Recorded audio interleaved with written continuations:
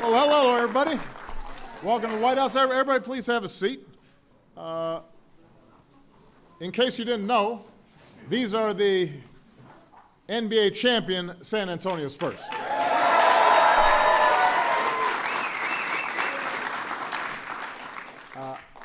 I was considering having the vice president cover these remarks so I could stay fresh for State of the Union. Taking an example off Pop, who, sits his stars sometimes. But I decided I actually want to meet them. So I know we've got a lot of Spurs fans in the house, no doubt, including a guy I stole from San Antonio, our Secretary of Housing and Urban Development, former Mayor Julian Castro. Hey.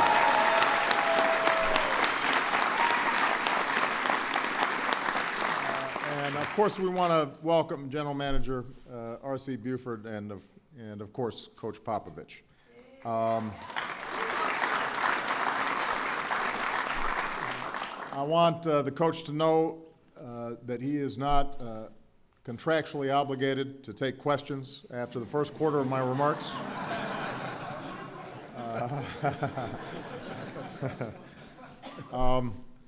Now, look, I admit it, I'm a Bulls fan. It's never easy celebrating a non-Bulls team in the White House. That's all I've been able to do. So far. But even I have to admit that the Spurs are hard to dislike. First of all, they're old. And for an old guy, it makes me feel good to see, where's Tim? Tim's got some gray. There's a few others, with little sprinkles around here. There's a reason why the uniform is black and silver. So it makes me feel good to see that folks in advancing years can succeed in a young man's sport. But it's also because this is an international team. It's the UN of basketball teams. And it shows the way that this wonderful sport has become an international sport.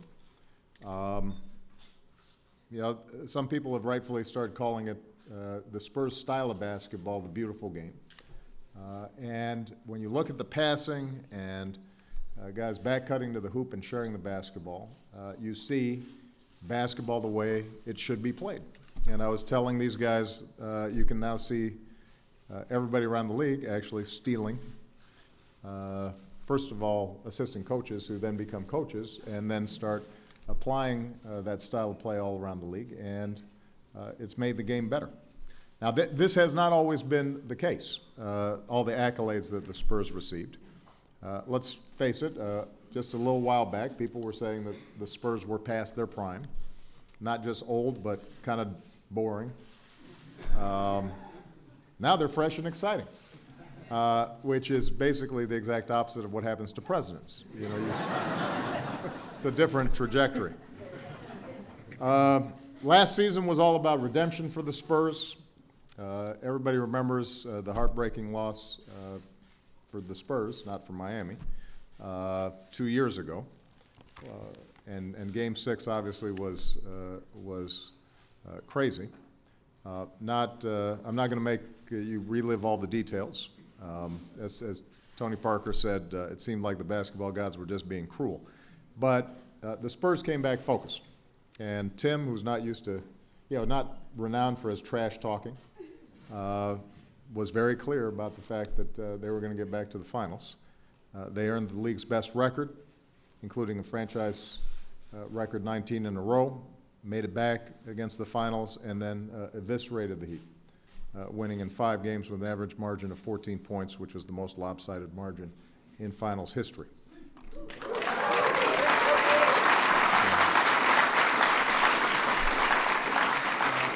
Now, That may have been a high watermark for excellence, but this is an organization that has been marked by excellence, one of the best in professional supports. Since drafting Tim Duncan in 1997, they've won 5 titles. Tim has now won rings 15 years apart, only the second player in history to win titles in 3 different decades. Tim and Tony and Manu have won more playoff games than any trio in NBA history.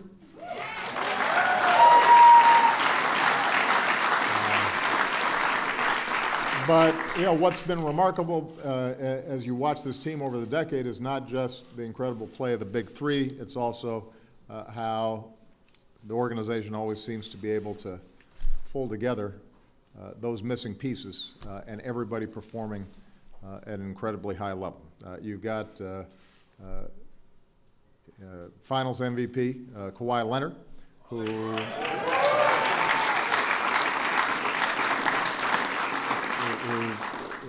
played magnificently. You've got Boris Diaw, one of the best passing big men in the game. Thiago Splitter, Danny Green, Patty Mills, Marco Bellinelli, who we miss on the Bulls. You've got Matt Bonner, who my notes tell me is a sandwich blogger named Red Mamba. I mean, how can you not like a guy like that? I don't know. And San Antonio has a special bond with its fans. You hear it in the Go Spurs Go chants. You see it in how the Spurs give back to their community. Coach Popovich has helped the San Antonio Food Bank raise millions of dollars. The Spurs honor our troops and our veterans and their families with camouflage uniforms and discounted tickets. And earlier today, they met with some of our wounded warriors from Walter Reed and Fort Belvoir. And they've been outstanding supporters of San Antonio's East Side, an area I designated as a promise zone. They've created literacy programs, bought tablets and computers for schools. Spurs staffers have served as mentors for young people. So they've been leading in the community. They've been leading in terms of style of play. I want to commend the Spurs as well for something they did after the championship, hiring Becky Hammon, who is the first female full-time assistant coach in the NBA. And as somebody who's got 2 daughters, one of who is a baller, it makes me feel good when excellence is recognized regardless of gender. So that's what the Spurs do. They find ways to put together the best team, whether it means going to Australia or Italy or the WNBA. They want everybody on the court. They think everybody has worth. They find folks who didn't have a chance someplace else, and suddenly they figure out a way to make them shine as part of a team. And in that sense, they're a great metaphor for what America should be all about. So I just want to say, once again, congratulations.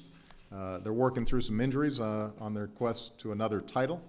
But I'll tell you what, if guys need any tips on winning back-to-back, you know where to find me. So, that was the best part.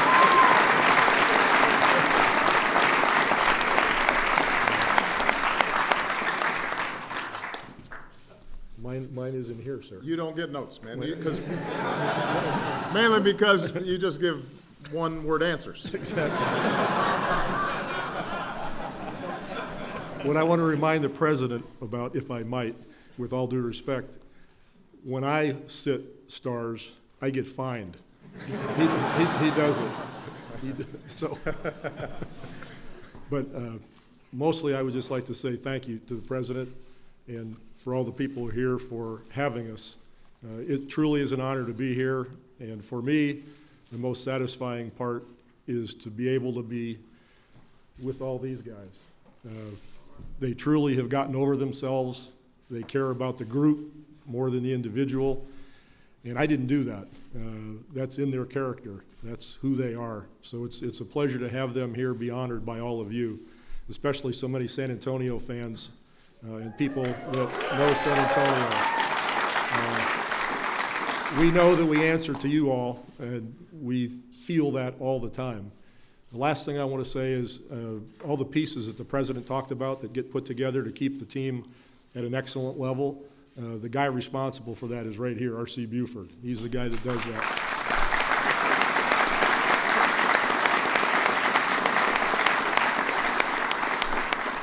Now we have some things for the president, I believe. What we got here? We got some stuff? Come on, guys.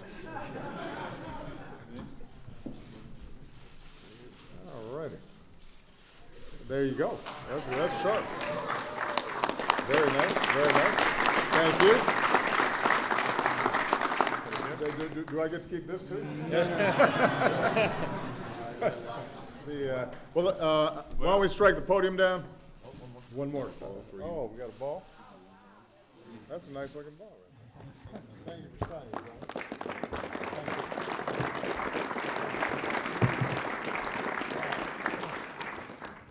Slide in here, Coach.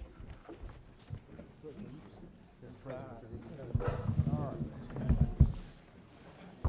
Hold on a second. I gotta get the jersey. All right. Hand out a dime to Tony there.